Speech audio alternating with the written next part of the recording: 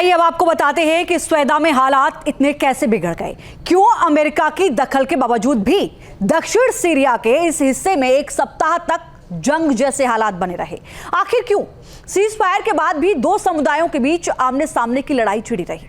दरअसल दोनों पक्षों यानी कि ड्रूज और बेडोइन लड़ाकों ने सीज फायर मानने से इनकार कर दिया। ड्रूज समुदाय को इजराइल का समर्थन हासिल है। ड्रूज समुदाय की कोशिश इजरायली समर्थन से आजादी हासिल करने की है और यह समुदाय सीरिया से अलग होकर स्वतंत्र होना चाहता है। इजराइल की भी चाहत यह है कि वो स्वेदा को सीरिया से अलग कर दे। अगर स्वेदा को स्वायत्तता मिलती है तो इजराइल की सीमा सुरक्षित हो सकती है, क्योंकि ऐसी सूरत में सीरिया और इजराइल के बीच स्वेदा एक बफर जोन की तरह काम करेगा।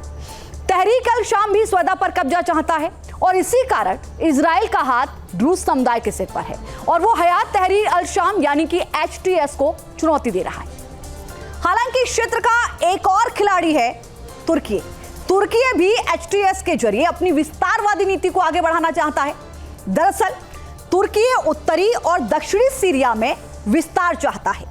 इजराइल का स्वेदा में दखल है, इसलिए तुर्की का वर्चस्व बढ़ने की उम्मीद है। इसीलिए वो सीरिया के पक्ष में खुलकर सामने आ गया है।